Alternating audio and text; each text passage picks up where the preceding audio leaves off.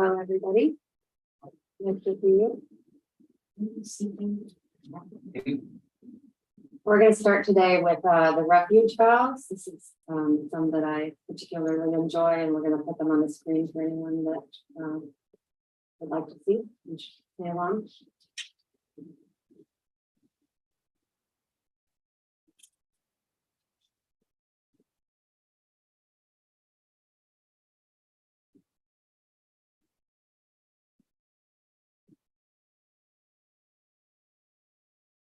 To the Buddha, I return and rely, vowing that all living beings profoundly understand the great way and bring forth the Bodhi mind.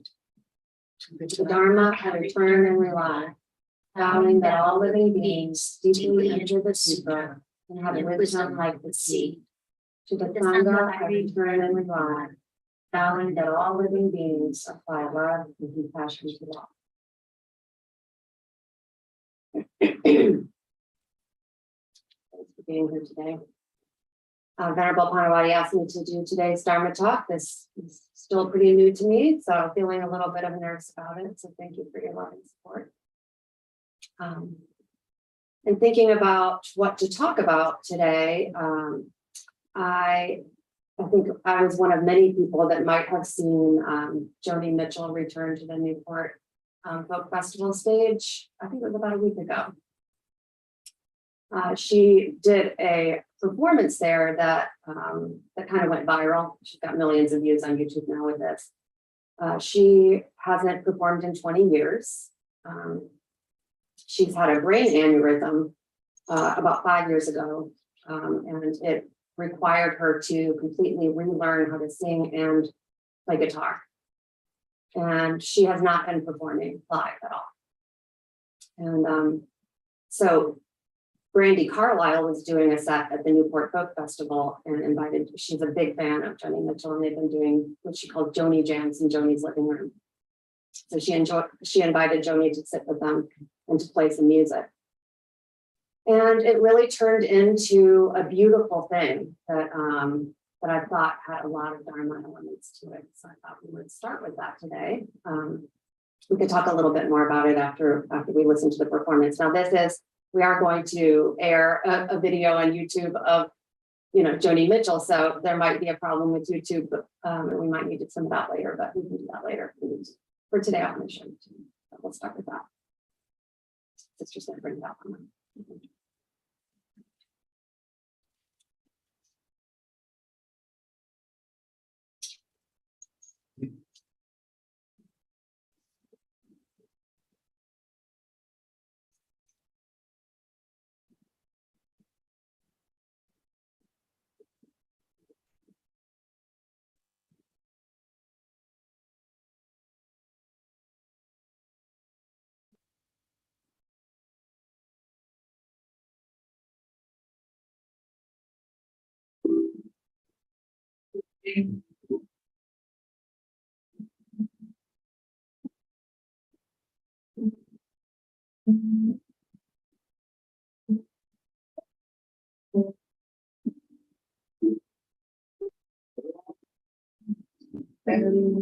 gonna be you the nice green castles in the air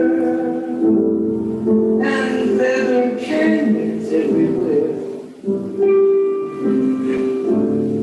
I love the clouds that way, but now they only in the sun, and they rain and they snow on everyone. So many things I would have done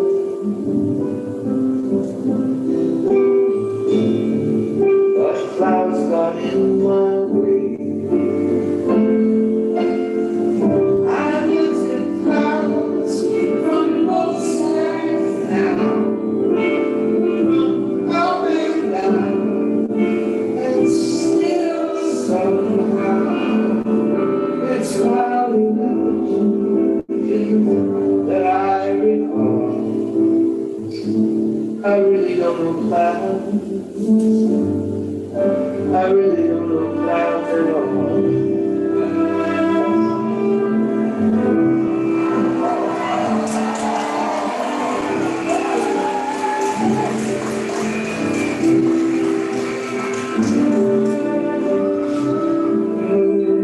And Junes and Ferris wheels, the dizzy dancing way you feel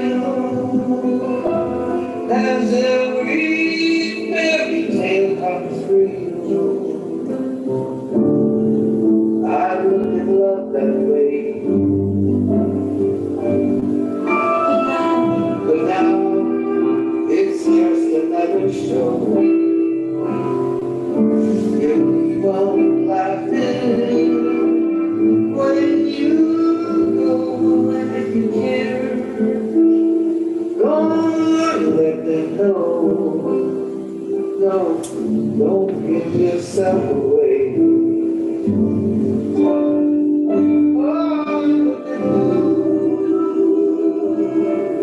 From both sides now, one give and take, and still somehow it's thousands of gems that I recall. I really don't know love. Really don't know love at all.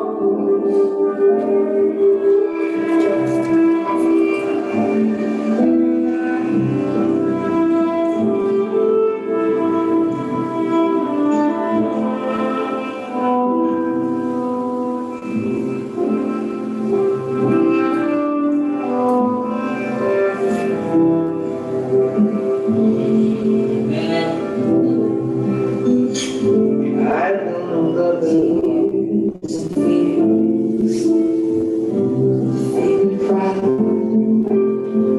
to say I love you right out. Feeling schemes and liquor skies. I look at life that way. But now friends are acting strange, and they shake their heads, and they tell me that I've changed. Well, some things lost, but something's gained. In living every day.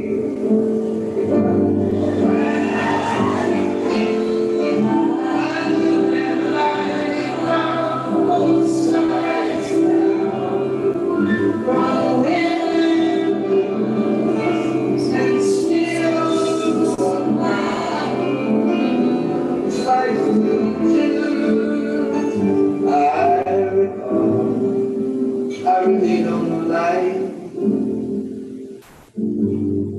I really don't know life at all.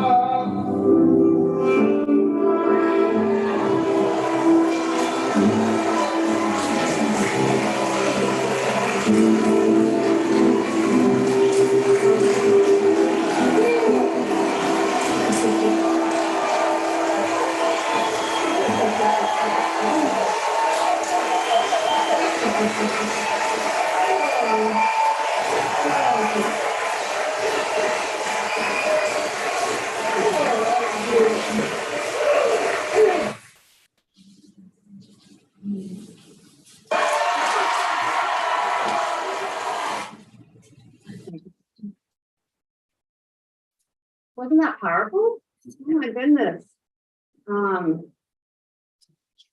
The words themselves are something that we'll be talking about, but another thing that was just so beautiful about it is how she came to be in that place in that moment.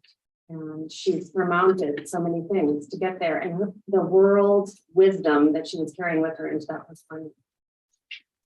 a whole different thing. I think she wrote that song at like 23 or something, very young. So you can imagine that's a lot of insight for a 23-year-old. But there's like a brightness or a newness to the message at that age. And at this age, we just see such deep holding of life in that moment. I thought it was very beautiful. And in looking at the words and in thinking about the words of the last few days, rows and flows of angel hair and ice cream castles in the air and feather canyons everywhere. I've looked at clouds that way. But now they only block the sun. They rain and snow on everyone. So many things I would have done, but clouds got in the way. I've looked at clouds from both sides now, from up and down, and still somehow it's clouds illusions, I recall. I really don't know clouds at all. So this got me thinking about the power of perception. The Pali word for that is sanya. And thinking about how perception is one of the 5 aggregates that are the components that we that make us up, that we take to be self, we take to be ourselves. When they come together. Individually, they're just individual. So again, the 5 aggregates or components are form, feeling, perception, volition, and consciousness. And perception is one that we encounter and experience very powerfully throughout every moment of our day. So it's a rich place to explore in our cultivation. So we have these like non-stable, ever-changing aggregates coming together to form this self. And so part of that is recognizing, and she recognizes that they change.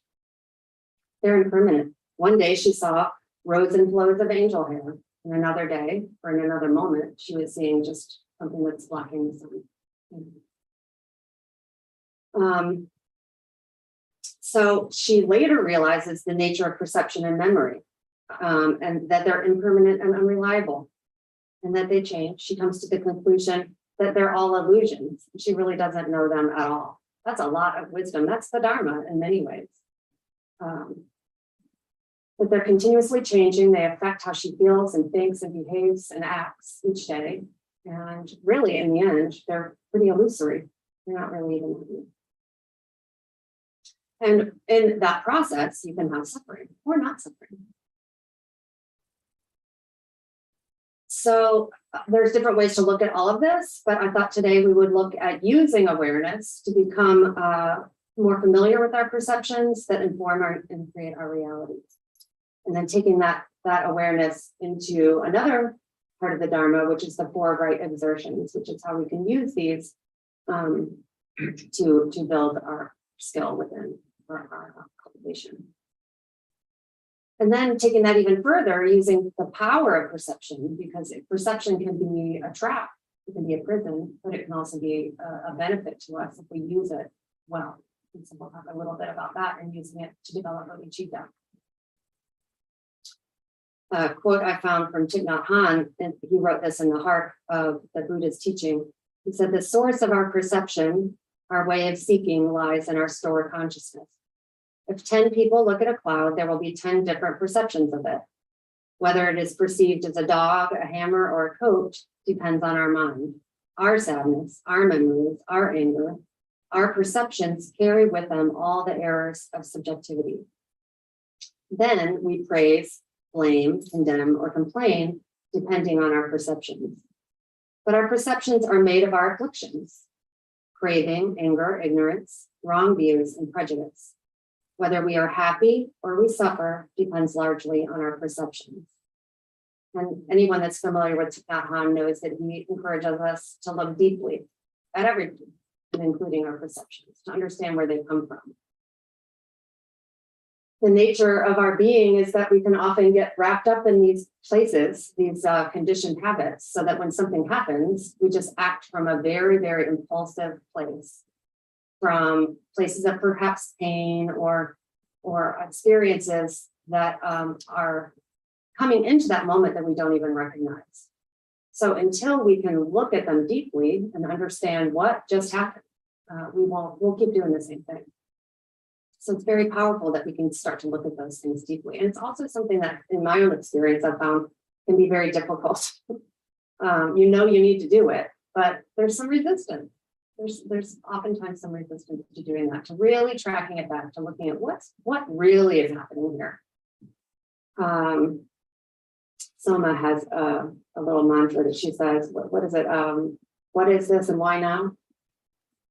Is that it?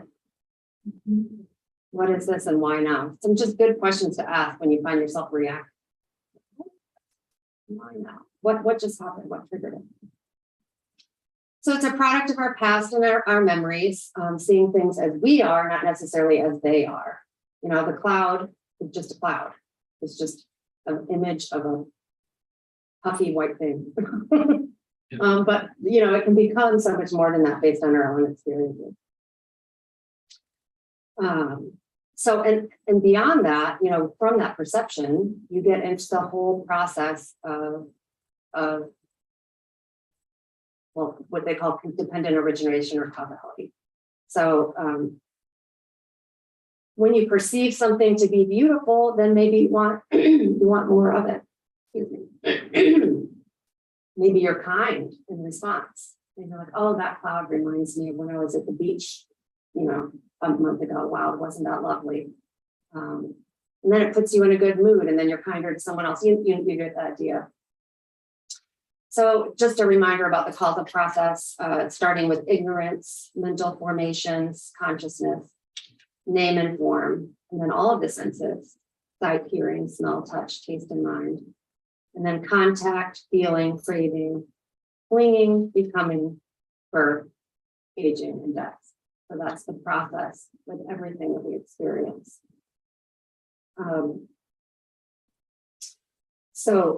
An example that's used often in the Dhamma that I think even Venerable's used often is the elephant. So when you're right up next to the elephant and someone is touching the leg, they are like, oh yeah, this is a tree. And if they're touching the tail, this must be a snake. You know, it's still the elephant, but to those people, it's something completely different. And again, that will impact everything that comes after that. An example that I thought of that I still haven't let go of. Well, I mean, it doesn't haunt me or anything, but I still remember it. So I remember when I was in high school and I was with some friends and we were trying to get somewhere. I don't even remember where we were going, but we were on I-77 in Charlotte. I'm like, it's I-77 South or whatever it was. I know it. And you know, I've been an individual that definitely can cling to my views and be forceful in those views. I've come some way with that, but it's still a factor, and it definitely used to be more so. So I got forceful and even angry about it. I was like, because they were not sure, and I said, no, it's this way. So we drove down that highway for probably 15 minutes towards. I think we were heading towards South Carolina or something. I don't know. Until slowly it dawned on all of us that it was certainly the wrong way. And I still remember the humility I felt in that moment. I was like, oh my gosh, I was so embarrassingly sure about this. And here we are. I just got quiet, you know. It was a real good lesson because I realized, you know, what makes me so sure that's the right view or that perception is correct. So, you know, they can be little, they can be big, and especially these days. Another one is I don't have the realization or skill to do something, or, you know, and thinking about doing this talk today, you know, certain thoughts came up. I was feeling anxiety. So you know, that feeling is somewhat familiar based on some past experiences. That thought can be modified or challenged. There's lots of ways to deal with that. You could just bring yourself to the present moment and let it be what it is. But with the causal process, you can say, you know, if you're really thinking that way, you can say, well, it's futile, you know, I'll never be good at this, for example. And then you take no action. There's a quote by Richard Bach, who wrote Jonathan Livingston's Eagle, that I've reflected on over the years. It says, argue for your limitations and they are yours. we're creating this experience that we have each day with that causal process. There was an example in this practical dependent origination that I wanted to share with you about this process. He says, this is about chewing tasty food. And this is a big one, actually. It feels, Venerable often says, if the little foxes that spoil the vine. I find that that's true with some of these sensory pleasures. So he gives an example here. Most people become unmindful when they're eating delicious food. They are forgetful and ignorance is in control. Let this be a given. When eating something delicious, mindfulness is absent because of the delicious taste, and so ignorance is present. The thoughts of the person experiencing in this way something very delicious are a complete manifestation of this dependent origination process already, in the same sort of way as in the previous examples that we're not going through. When the tongue and one of its objects, in this case taste, come into contact, tongue consciousness arises, which creates a new mentality in the sense of changing ordinary mentality into that kind of mentality capable of experiencing suffering. There then arises the sense spaces capable of having contact and feeling, which can experience unpleasantness or pleasantness from the present situation. If the experience is one of good taste, then the average run-of-the-mill person calls it a pleasurable feeling. But as soon as the good taste is clung to, there is attachment, which then transforms the feeling into one prone to suffering because of the tendency to want to sustain that good taste and make it last. People cling to and grasp at it and begin to worry and become anxious about it. They become attached to it. And so in this way, the good taste or pleasant feeling instantly becomes a manifestation of suffering. This is delicious. I'm happy. I'm really happy. But the mind is a slave of pleasure because it is aflame with attachment to the pleasure. This is a trick of this process that shows its depth and profundity. If the average person were to give an opinion, he or she would say that there was pleasure, but that pleasure does become unsatisfactory. So understanding that the power of that again. And then he goes on in this book, there's more to this. When someone thinks this is so delicious that I think I'll go steal some more tomorrow so I can have some more to eat, that person is born as a thief at that moment.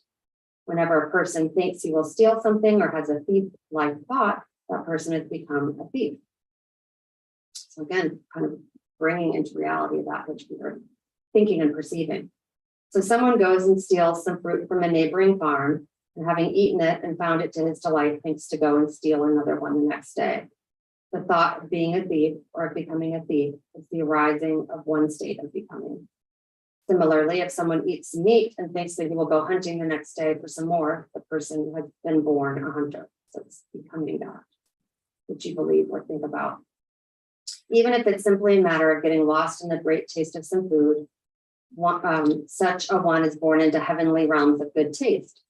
And then we're getting into how this affects next lives. Or if it's a matter of something tasting so good that that person can't eat fast enough, that person is born as a hungry ghost. You can never get enough to eat fast enough to satisfy his hunger. So it affects things causally in this life, but also it can have potential consequences moving from this life. So it's important. It's really important. So awareness of our perceptions. Really, really paying attention.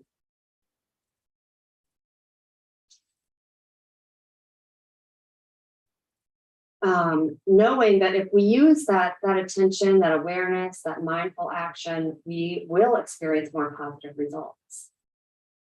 I was talking about the little foxes that spoil the vine. One of the ones that can be very difficult is addiction, in all of its forms. That can be, of the ones that we talk about all the time, alcohol and other illegal drugs. But we all struggle with difficulty managing sometimes dependence on or clinging to other substances like food, media, even thinking. Getting lost in our thoughts can be a really easy one. So it can be so automatic. It can be so automatic. Even when you're trying to pay attention, you'll notice that you're just getting into something before you've even really had a chance. So the importance of really slowing down. I was just talking to someone about this recently too, because I have a tendency sometimes to, when I have an uncomfortable feeling, seek something to change the way my state of mind. And that might be popcorn, it might be even, hot tea, nothing kind of benign, but something that I'm seeking to change my state of mind with. And we're just talking about being with those feelings, merging with, not running from, not distracting, not falling into those old patterns of being and doing that keep us stuck. So, just even taking up, she uses the threshold for her mindfulness when walking through a threshold. She'll stop and take a moment. You're talking about just before you engage in something, recognizing the signals in your body, any sensations that change, anything that precedes that action that you're trying to, the action or thought or perception or belief that you're trying to interrupt. And just taking 5 breaths, being with it, not running from it. So monitoring our thoughts, words, and actions, and being careful when there's contact between the senses and their objects. Knowing where we get into trouble.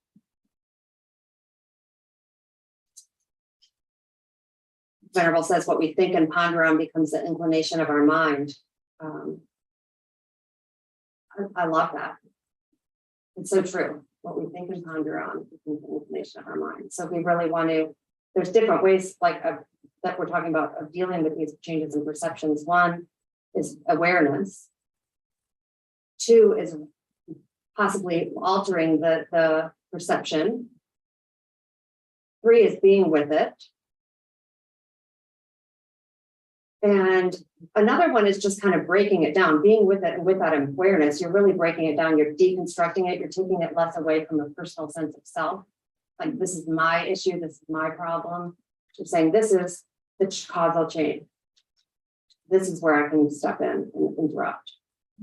That deconstruction is very, very helpful and valuable. And Joni talks about eventually, very quickly, in fact, I've looked at life from both sides now, from up and down, and still somehow it's life's illusions. I recall I really don't know life at all. So she's talking about that we in some of our practices we have a contemplation of life being like a dream. She's already kind of gotten to that. She's realized it's kind of an illusory illusion, that it's not really real, that it's like a dream. So that's, even getting to the concept of kind of emptiness. Another thing that Venerable mentioned yesterday, though, that brought me to is she said that what's critical on this path is patience, going step by step from the beginning, rooting out unwholesome behavior. She talks about not skipping to the back of the book. Don't get ahead of yourself. Even when I was preparing this talk, I was finding myself getting way into emptiness and towards the back of the book. And really, it's just kind of about focusing on what's here and now, what's right in front of us in this moment, is what she was talking about. But that is so important for us. And I think a really great thing to just focus on what's right in front of me in each moment. So she said, don't get into ultimate reality or concept of emptiness until you've dealt with things that are right here in life.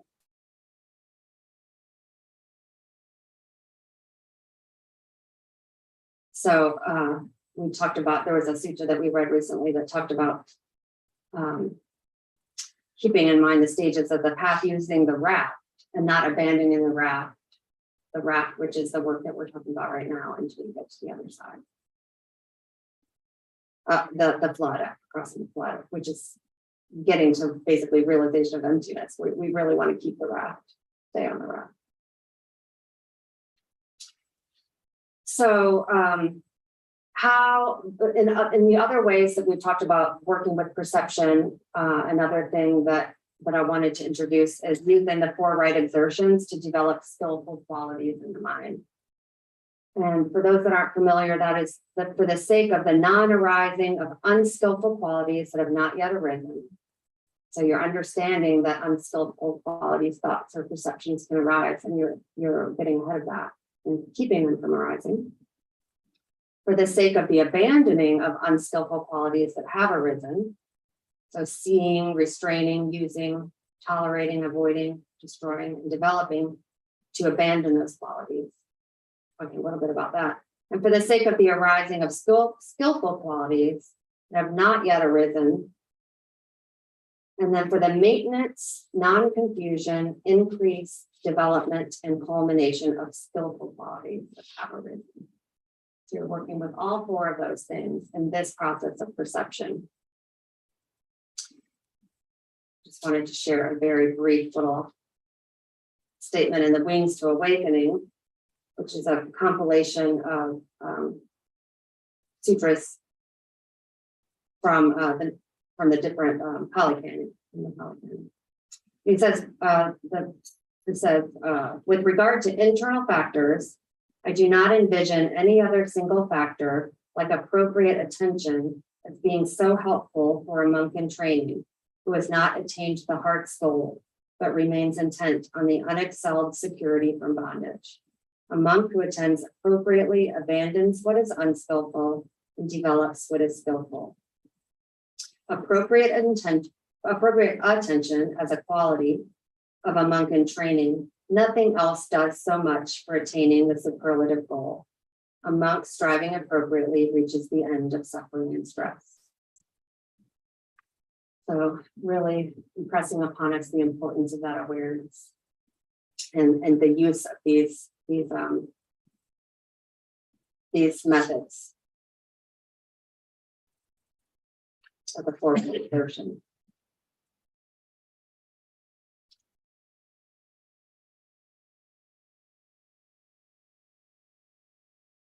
So in thinking about the right exertions, I was contemplating how utilizing the power of perception. I was thinking about, there's another practice that we do, and I know some of you are familiar with.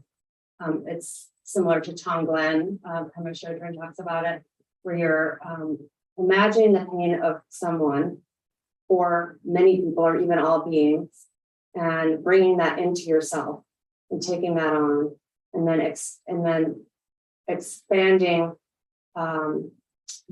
breaking apart that sense of personal self, sending lightness and healing and your Bodhi mind, your Bodhi mind out to the people who are suffering. In the practice that some of us are doing, there's a part where you're imagining people that you love on a mountain of swords or in a sea of fire. It's tough. There can be some resistance to that. And it can actually be kind of difficult to even feel what that might be like. So I was thinking, is there another way that can be really experienced? So if you don't mind walking along with me here for just a second and close your eyes and just take a few breaths and focus on your breath for just a few minutes.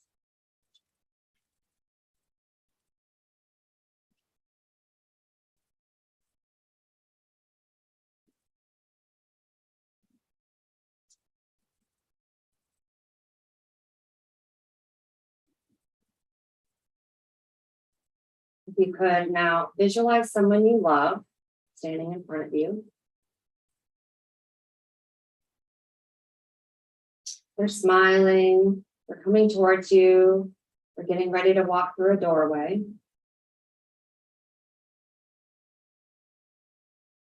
And then all of a sudden the wind blows the door and it smashes their pinky finger in the door. The pinky is crushed and they howl in pain and surprise.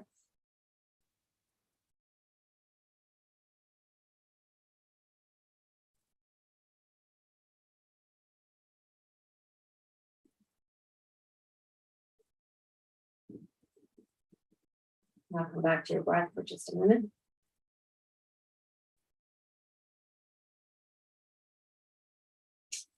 Now picture yourself walking through the door.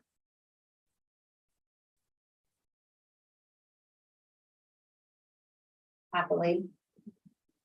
And then all of a sudden the wind blows and it smashes your finger into the door.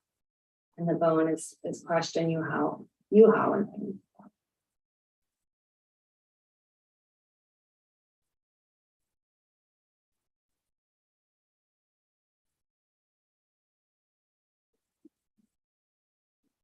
Okay, so what are you noticing the differences are between those two experiences?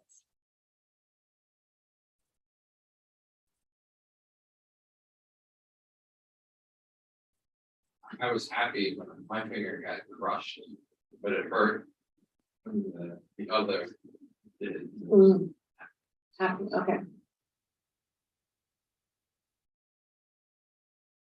I didn't notice the difference Okay. Elsie says she didn't notice a difference. between the other person's finger being crushed. Because it was the imagination of what they felt like. And then when I did it, it was the imagination of how it felt for me. So they were the same. Anybody else have that experience? Several people had the experience of finding it indistinguishable. John found that he was kind of more on the happy side when his finger got crushed or hurt, and that he was felt the pain of the other person. My experience was similar to Elsie's, and I just thought it was very interesting because I found that there really wasn't much difference between my experiencing my visualization of my own experience of pain and the experience of the other person's experience of pain.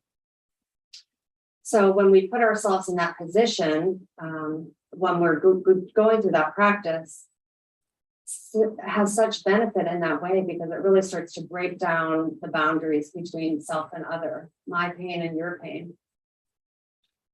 So it starts to erode that sense of separateness, and we start to understand each other's pain. We start to understand pain. And our compassion grows in that way. Our compassion can grow in that way. And then with that, so that's a utilizing perception in a beautiful way. We're really cultivating awareness of the pain of the other. It's so easy to think, this is mine and that's yours. This is my pain and that's your pain. That's happening so much right now. That's so much of what we're experiencing as we see what's going on in the world. And it causes a lot of pain just to witness that. But if we can kind of merge with the pain of the other and understand it, what a difference that can make.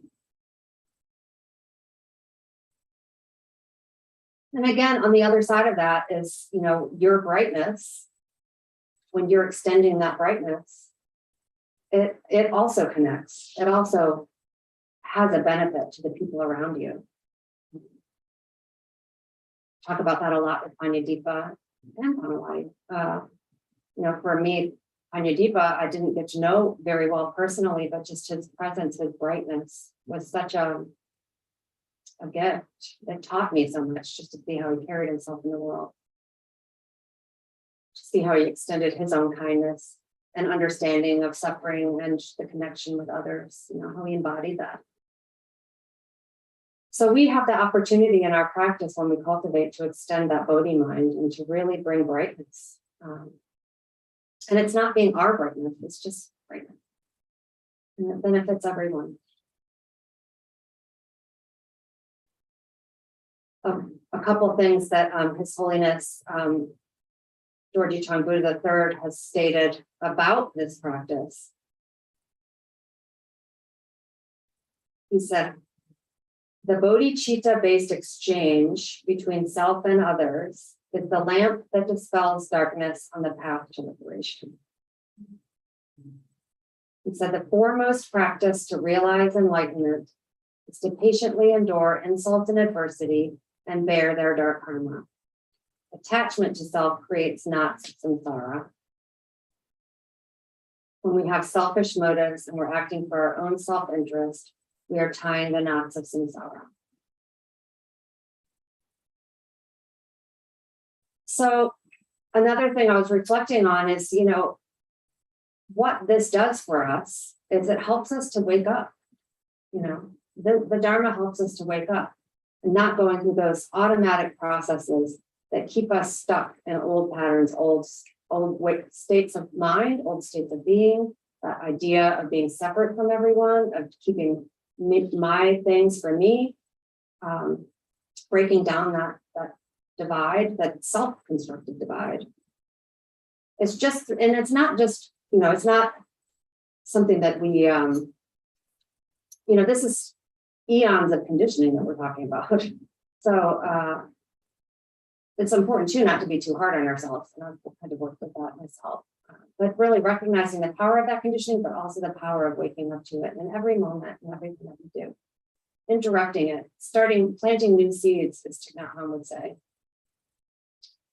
It might take a little while to sprout, some of this is gradual. It takes a lot of repeated effort to break down some of that stuff, to recognize these things. To recognize and to be, to not, when recognizing a perception or even a wrong perception, to just recognizing it as a wrong perception and not something that you're a bad person for having, that it's just there. Another thing that Venerable mentioned that His Holiness stated in a recent sutra that made a huge impact on me, this was yesterday, in this regard, says, don't fear making mistakes, fear not correcting mistakes. We talk about karma and the effects of actions, but if you're continuously working towards awareness for your own good and the good of others, breaking some of those ways of doing things, those automatic ways of doing things, you're doing all right. You're doing okay.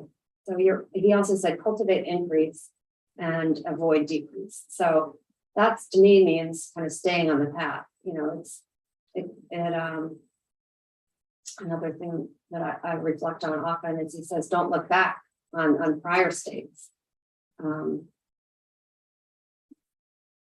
You're just focusing on right here, right now. You're not saying, I was doing better before and now I feel like I'm struggling, or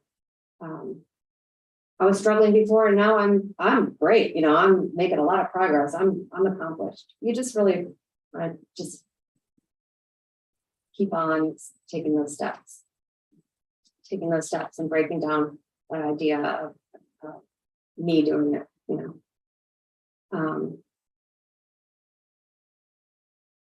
Any thoughts or questions? Sister, if anybody has any, we have that microphone over there. That people online can hear. Yeah.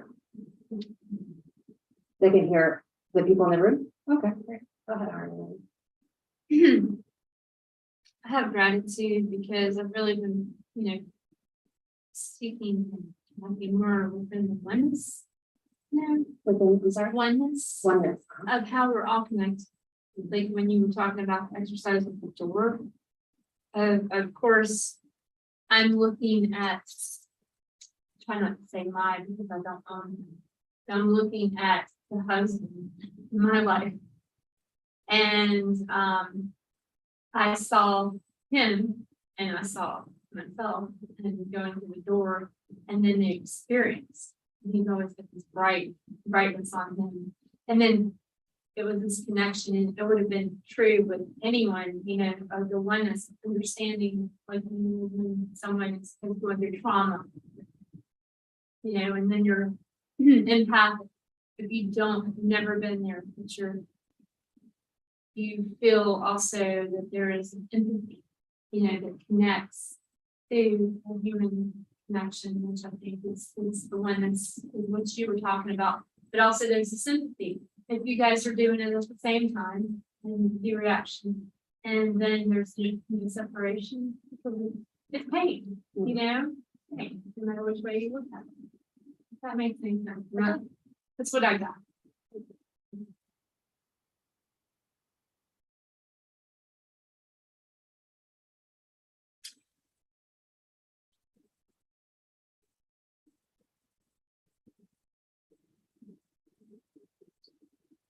I'm thinking of the example of the door slamming on the finger. And when that happened to my friend, I remember, ooh, that must have hurt. And then I had. That really hurts. Now I understand. Not that it's the same, but now I have a different understanding because of my own experience extending myself beyond this. So it's put a different perception of life. Wonderful.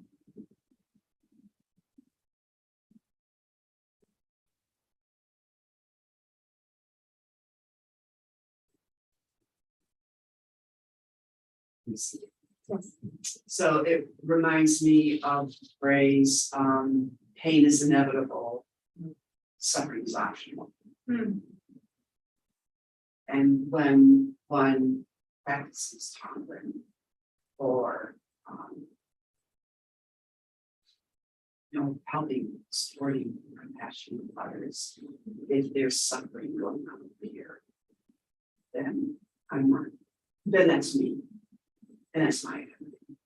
And when my identity improves, then I'm able to practice tolerance.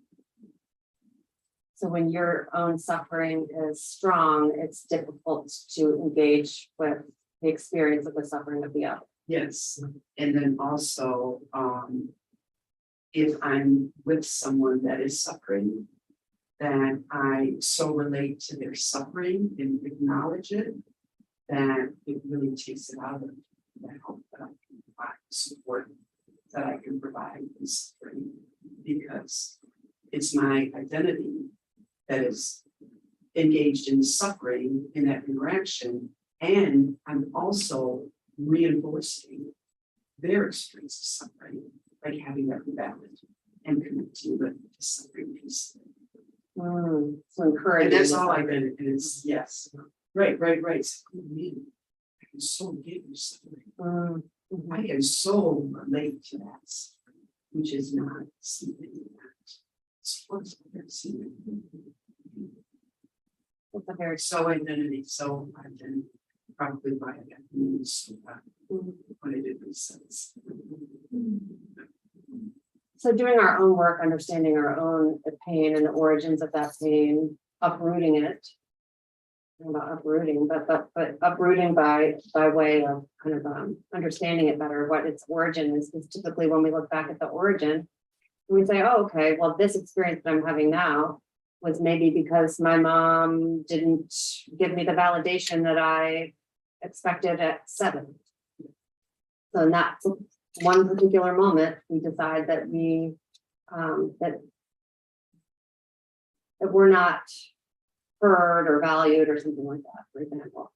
And we bring that into a later experience. And then when you really start to unravel that and unbind that, you recognize, okay, when I track that back, that was just from one moment in time that's over, and it doesn't have any relevance to this particular moment.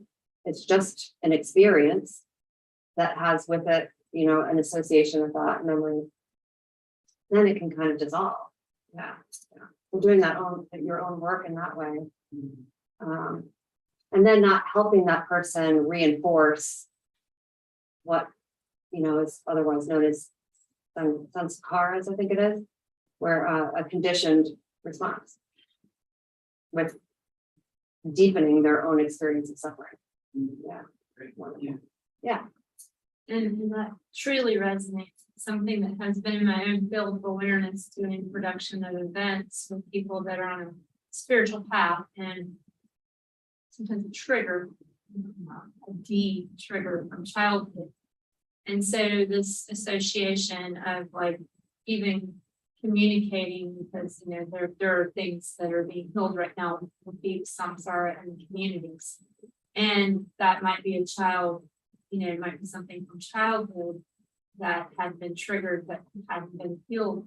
But because another person in our group has gone through that, and that empathy is there, or that sympathy, because it's actually kind of, an awareness because of going through it, but doing the ancestral clearing or whatever you want to call it, being able to acknowledge it in a loving way, we're all, normally somebody would be triggered and it would just unfold and unravel.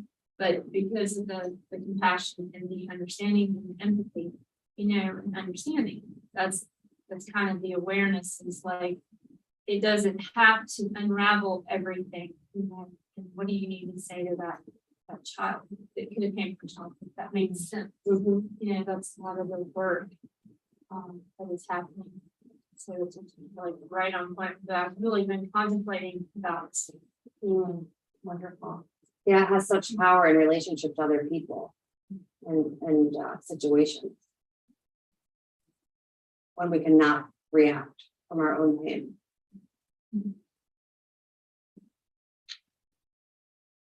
Interesting scenario. This morning, my father calls me. And I answer the phone and he said, I have bad news. Okay. And I find out my mom breaks her pelvis from falling Friday. And, she's in the hospital right now. Yeah, okay. And yesterday I was like, couldn't do nothing. I couldn't even. I was like, I just slept all day yesterday. Anyway. So I get this call and I call my mom and she had to wait all day, be seen, x-rays, can't do certain things. But she felt there was this okayness. So we call it equanimity, she wouldn't call it equanimity. But yeah, I think, Mom, you feel upbeat. I get it, it's gonna be okay. So, but then, it's still a dichotomy that my father is processing something from Friday as bad news, when that moment is not necessarily here. So, and then when I actually talked to the real person who stuff happened to, she felt okay. So, it is a little complication, but there's a nice moment when you actually get to talk to the person who the quote event happened to. That could be different than what someone else said happened. Perfect example of differences in perception of the same event. Yeah. He's seeing it as a really difficult thing, filled with suffering, and she's seeing it as taking it in stride, perhaps, or Right, you felt it, yeah, she took it in stride, it happened in seconds. and each had an influence on you and your experience of it. Exactly. Great. That's right. Ran across a note I made a few years ago yesterday, which said, it's valuable for me to think of self as a verb and not a noun. And when you were talking about the 5 aggregates and how they're ever changing, that brought me right back to that note. And so much of what we were talking to today, I kept thinking about self as a verb, something that's action and always changing, as opposed to a noun, which is, a thing. That is wonderful. I really like that. That helps you kind of depersonalize too, and not just you're looking at as actions in a causal chain instead of me. That's great. That's great. So I'm curious how that shows up in language, or in her language, being a continuum instead of the person. That'd be interesting to explore how our language is like our language. And finding that I do stop myself, like you just stopped yourself about my, whatever, for me, and how to give it about. Give an example.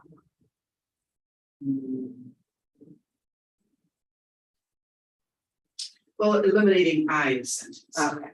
Just like eliminating I, or like my son, my husband, my sangha, like just eliminating the I in the identity in, speak about it. That reinforces then how we think about it. Right. And our perception. Yeah.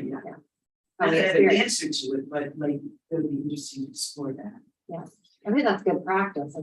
That's another skillful mean. Yeah. Example of skillful means that you can use to kind of try to break that down. Yeah. And, erode that sense. And I mean, separate from everyone else. Yeah. I was gonna say that around certain people, I can say this vessel, like if I'm in with indigenous grandmothers and they too bring that awareness. This is not your you know, and try to speak in a way that brings awareness to you don't know it, you know, and our idea of ownership ever since we were children, you know, this is my toy. This is my, you know, room. This everything, my book. And then how that gets indoctrinated into us. And then it depends who you're around. But I find what this vessel, see, I said it, this vessel finds when this vessel sits around this being, sits around other beings, you know, that are in a spiritual awareness, it's not difficult. But if you're going to go pay a bill and they say, is this your da-da-da? Oh yeah, this is my blah, blah, you know, it's very 3D, very conventional, let's just get it done. Let's, you know, let's make it happen. But how do you do that? So if yourself, your being is at the grocery store and your being is paying the bill, you know, or whatever, how do we integrate it? Because it's like when you're in Rome, you do as Romans. I mean, I don't know how to explain it in any other way.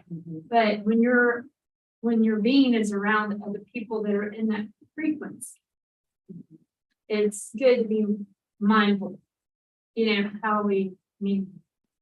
But going into certain places, if you were to go into a courtroom and is this your da-da-da, you know, then your being would have to associate with that and grab responsibility. And I think it's a setting thing at this point. Yeah, that sounds like one stage of the path. I mean, you're able to experience it and know it in one environment, and then you gradually reinforce that and plant the seeds and water the seeds and grow the seeds, and then you're able to transition it more broadly out to the rest of your life. The two practices that Buddha Master talks about using to kind of erode that sense of self or separate self is one is giving and taking, that process of giving and taking on the pain of others and sharing your brightness. And another is just literally taking action to put others' needs before your own. And what I've found in my own experience is that it starts to make a difference over time. If you think about it, practice it, do it. It's gradual, but it's so wonderful when you really start to see the naturalness of it arise, and it doesn't feel like something you're intentionally doing as much anymore. It's just something that you do. So in that way, it again, it takes practice. But that's wonderful what you were talking about, that you're able to experience that in some environments, and you know, that's part of the growth.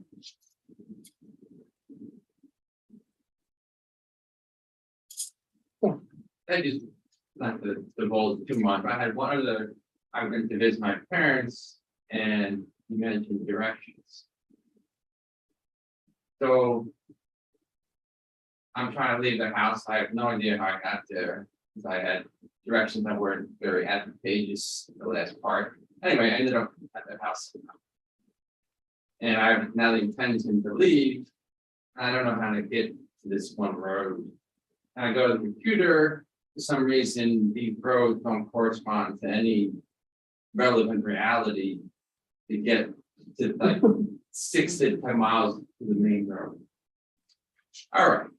So I got this note card. I don't have a modern device that would orient me. I have no idea why. I started reading some of these things on this note card, and it's like, it's not going to happen. But that's all I got. My mom brings her things, says, oh, let me type in the computer. And I think she felt some resistance. I was like, hey, did that, Mom. No, let me do it again. All right, I don't need to reinforce something I already did. I could have tweaked it a little bit, which is my misunderstanding. Then my father's sitting over here. He's like, let me tell you how to do it. Okay. It's like, and then I was like, it's like, it's like basically throw that away, what you got. And for some reason, he did. So my mom's out of the picture now because her process sort of got rejected. And now my father just started arguing. He's like, I need to go to 264 West. Oh, you know, and it's like it's got all this helpful bravado energy. And like, if I make any wrong turn here, I'm blind. Oh, I have no idea where I am, literally. And then he's like, well, then he starts yelling at me, well, you don't want to listen to me right now. I'm like, so now we have this sense of not being listened to, getting rejected, and that's frustration. I desire clarity. If I had clarity, I would be like, good to go. So at some point, then he's like, you don't want to, you want my help or not? And I'm like, no, not in this, not in this state of being. So, you know, then that feeds that pattern. And anyway, I got to the point where I just had to separate from it, you know, and obviously I was going to get lost because I didn't know how to get to the 264. So I'm dealing with not doing directions for my mom that were not going to be advantageous, taking down some directions in a very heated, frustrated state for my father when I desired clarity, to know exactly how to go here, here, here, here. And I didn't want to get in this, start my journey with a very confused mind, but that's what happened. So, so balancing someone trying to impart something that's not going to be advantageous, someone very strong conviction because they know how to do it, but that's not helpful for me. And then try to make my own sense of things in order to get to where I want to go, is back home.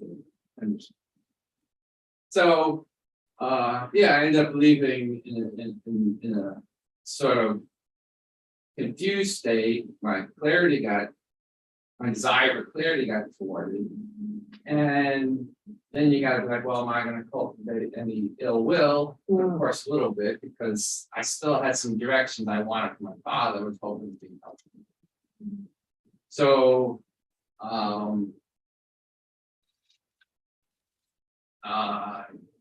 I just sort of so I used my not knowing, confused mind to eventually find some way, and I made it to 95. I knew if 95 went south, I eventually get to some western direction. So, but You found your way. yeah, it fundamentally was okay. But the participants, I left a little bit.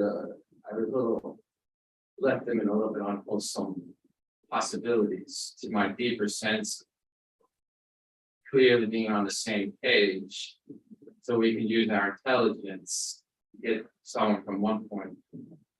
I mean, that's a really good point, just looking at all the factors, the external factors that we can't control, and the people's actions towards us that we have no influence over, and what we do with that, you know, working with what rises within us. That's where we look. That's where we look.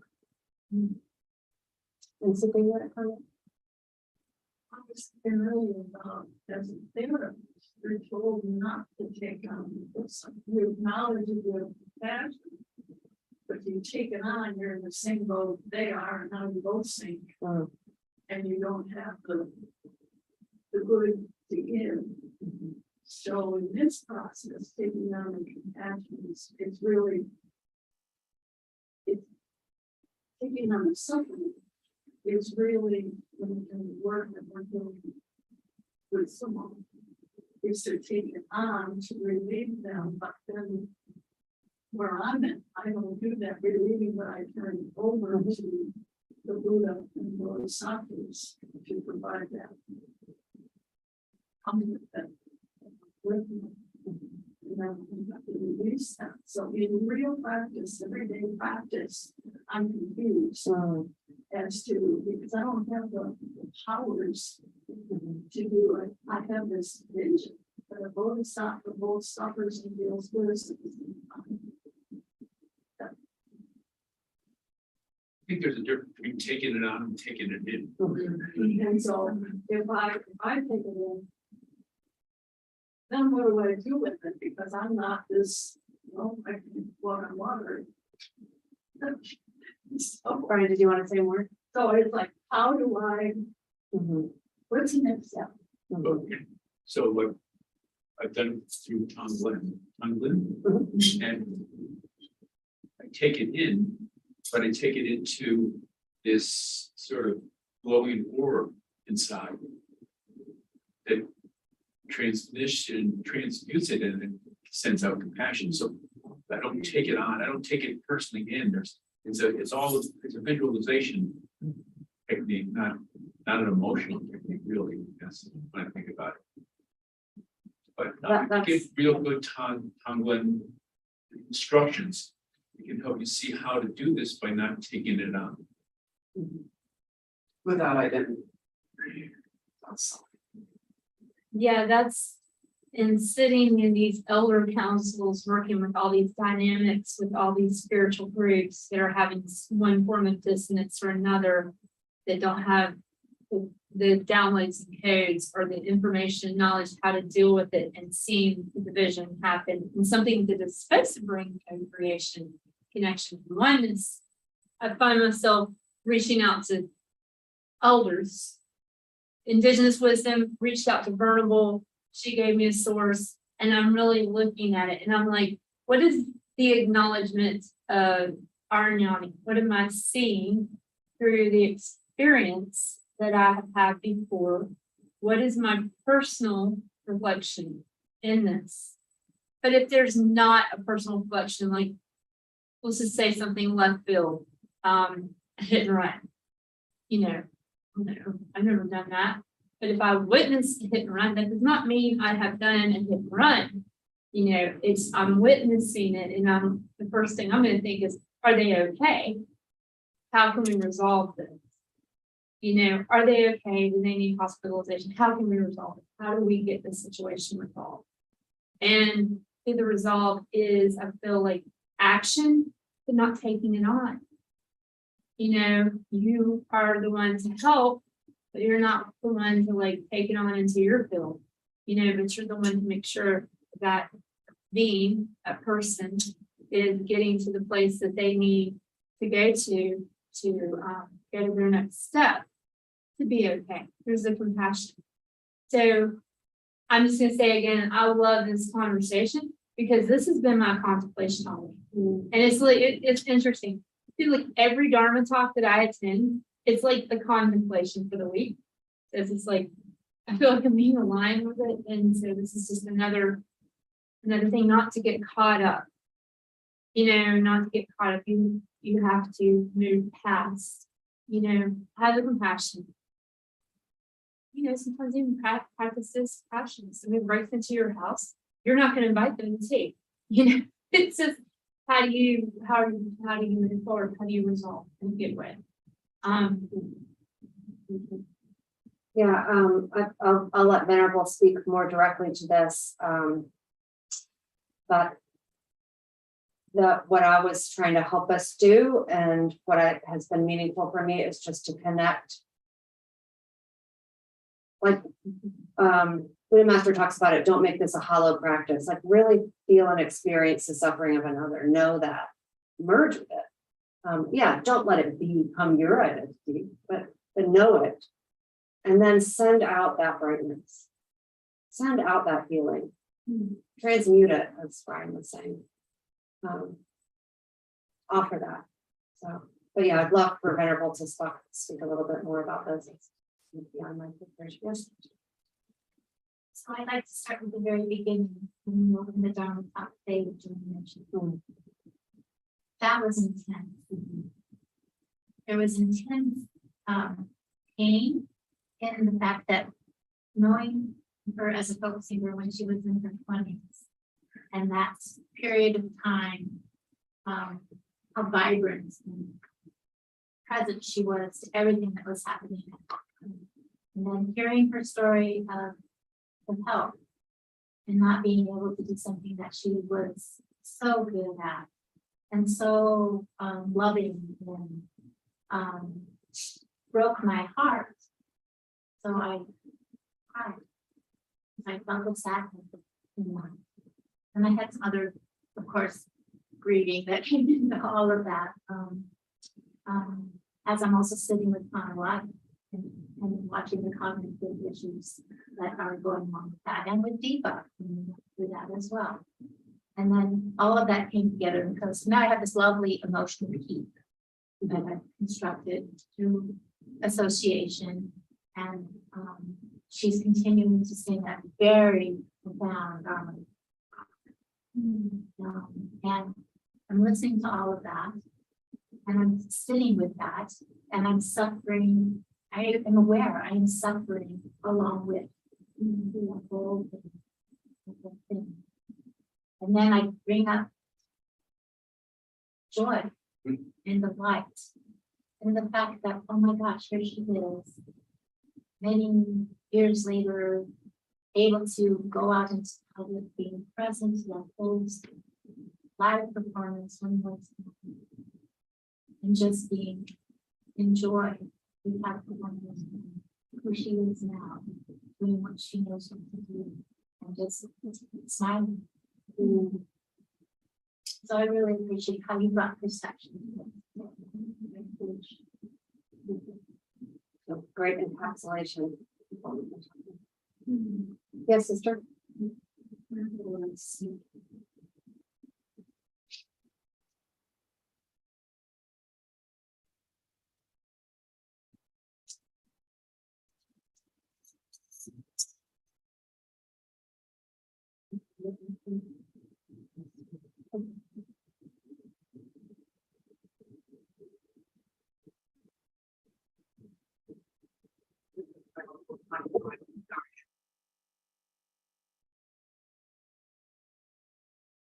Okay.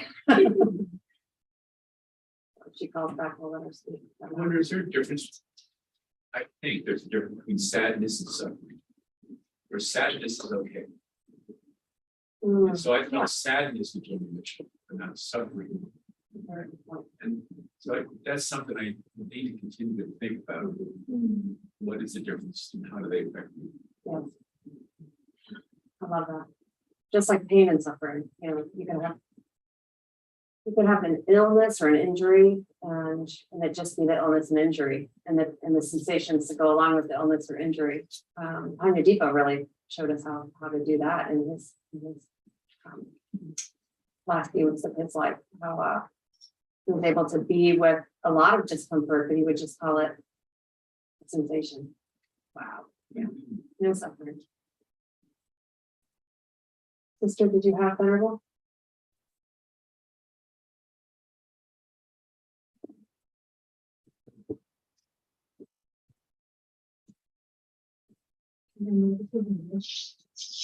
Okay, can I talk now?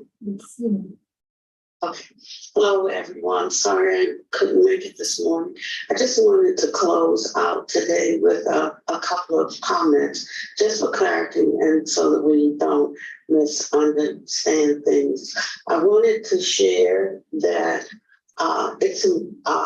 it's important how we hold views, because that determines our attitude, how we walk out the teachings. For instance, if we have a personal friend, that's all right. There's nothing wrong with having a personal friend. It's when we think more highly of that personal friend than we think of others. Then we've lost any concept of oneness, because oneness implies allness. So you can't have a friend any more than you can hold others equally with that friend, or otherwise you've already left the path. That's the first thing I want to say. The second thing is that we have to be careful how we take things, in what order we learn and we process things. For instance, if we, I heard comments about, I didn't feel anything for the person, I didn't feel anything for myself, so we're equal. But if first we have not understood our own feelings, and then we have not understood and felt the feelings of joy or pain for others, then when we are in a neutral place without having gone through those two steps, we're no more than a sociopath or a psychopath, because they don't have empathy for others either.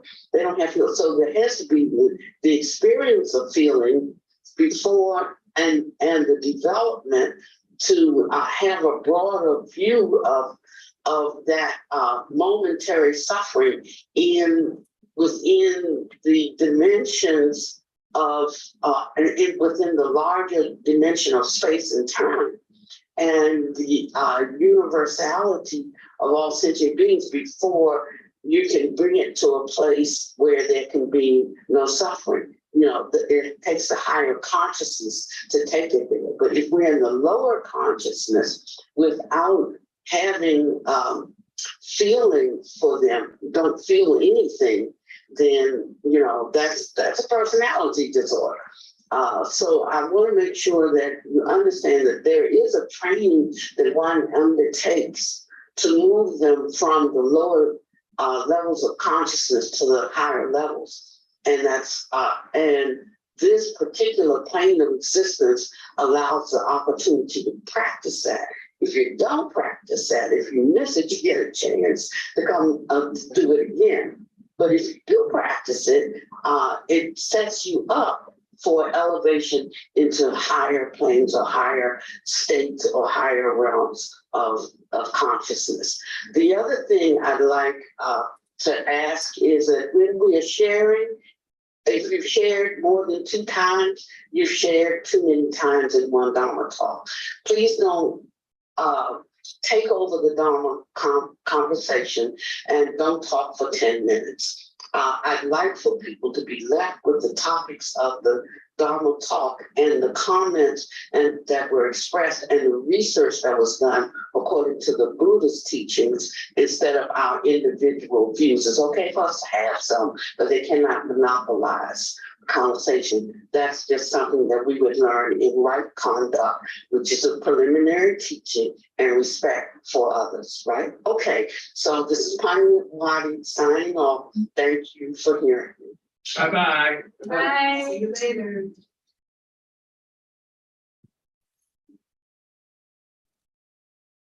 I really appreciate all of you today and your engagement and your attention and your love. And I'll just end with the dedication of merit. May the merit accumulated from this talk today and our conversation benefit all beings equally. May all beings increase their fortune and wisdom. May they always have peace and auspiciousness. Thank you. Thank you.